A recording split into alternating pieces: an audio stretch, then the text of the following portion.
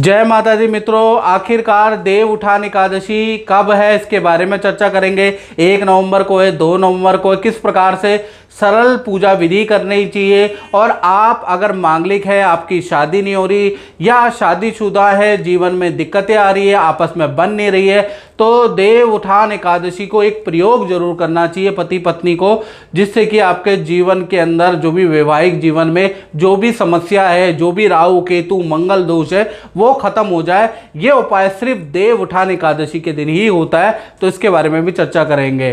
कहा जाता है मित्रों, अकाल मृत्यु हरणम सर्व व्याधि विनाशनम विष्णुद पादुकम पित्वा पुनर्जन्म न विद्यते। यानी कि अकाल मृत्यु को हरने के लिए, सर्व व्याधि को का विनाश करने के लिए विष्णु भगवान की पूजा की जाती है। अब ये जो देव उठान एकादशी है, ये कार्तिक मास शुक्ल पक्ष एकादशी के दिन देव उठान एकादशी का पर्व मनाया जाता है। इसे देव प्रबोधनी एकादशी भी कहते हैं, देव उठान भी कहा जाता है।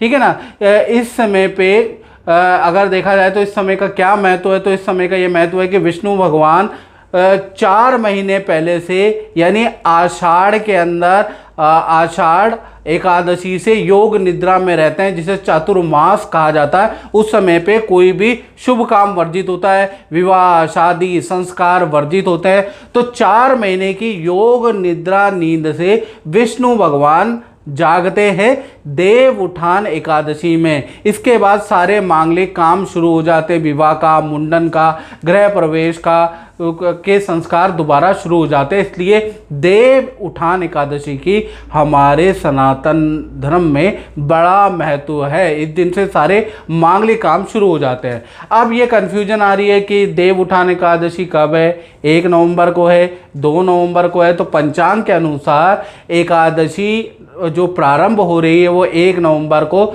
सुबह 9:12 से शुरू हो रही है और 2 नवंबर को शाम को 7:32 तक आपकी एकादशी रहने वाली है। तो गृहस्थ जितने भी लोग हैं, जो शादीशुदा लोग हैं, जो दाम्पत्य जीवन में हैं, उनको 1 नवंबर को देव उठान एकादशी मनानी चाहिए। उसी दिन आपको व्रत करना है। हालांकि व्रत का पारण अगले दिन द्वादशी में होता है, तो 1 नवंबर को आपको व्रत करना है।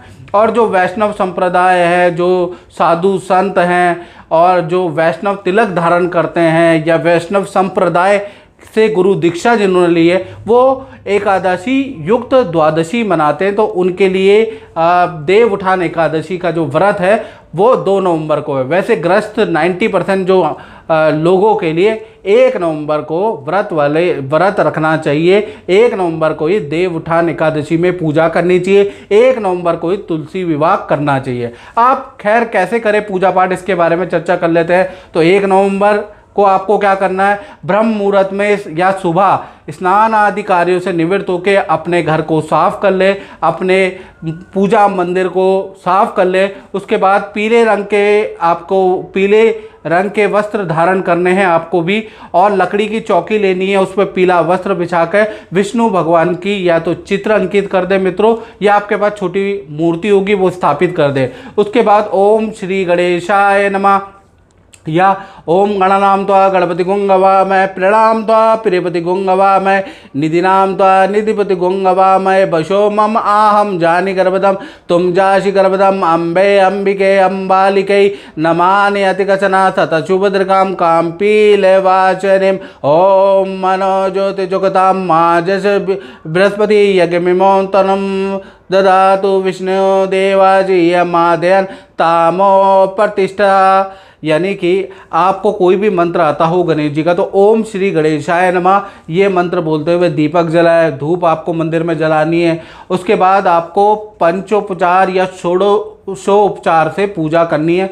तो पंचोपचार से विष्णु भगवान की आपको पूजा कैसे करनी है, ओम नारायणाय नमः ये मंत्र होता है, इससे दीपक जलाए, ओम नारायणाय नमः। ओम दीपक जलाना है तो आपको धूप जलानी है, गंध यानी कि रोली आपको विष्णु भगवान के माथे पे लगानी है, थोड़ा अक्षत चढ़ा दीजिएगा। थोड़ा आपको फल फूल मिष्ठान नैवेद्य आप ओम नारायणाय नमः बोलते हुए नारायण भगवान यानी श्री हरि विष्णु जी को आप चढ़ा दीजिएगा। और उसके बाद आप विष्णु चालीसा का पाठ कर सकते हैं, विष्णु सहस्त्र नामम का पाठ कर सकते हैं जिसको विष्णु सहस्त्र नाम कहा जाता है। साथ ही साथ आप नारायण कवच या नारायण स्तोत्र का पाठ भी कर सकते हैं।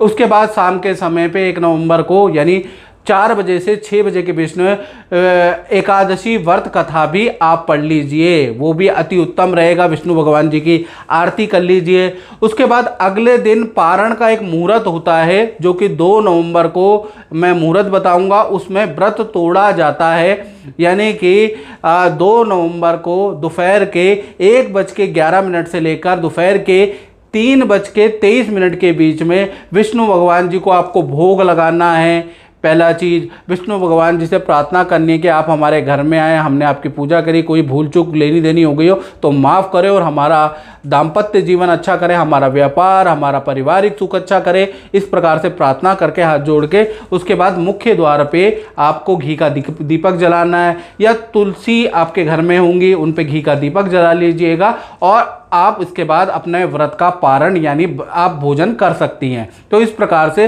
सरल तरीके से आप पूजा विधि कर सकते हैं। अब हम बात करेंगे अगर विवाह में अड़चने आ रही है, शादीशुदा जिंदगी अच्छी नहीं चल रही है, मांगलिक दोष है, राहु केतु का दोष है, उसको कैसे दूर किया जाए, छोटा सा क्या उपाय है जो कि देव उठान एकादशी के दिन ही किया जाता है। सबसे पहले मित्रों आपको क्या करना है कि तुलसी आपके घर में होगी तो तुलसी के गमले को अच्छी तरह सजाना है। उसके बाद गन्ने का आपको मंडप बनाना है। मंडप में गन्ने 4 तरह के गन्ने के डंडे तोड़ लीजिए, चारों तरफ से मंडप बना दीजिए। मंडप में मोली लपेट दीजिएगा। एक शालिग्राम आते हैं तुलसी के साथ में, शालिग्राम रख दीजिएगा।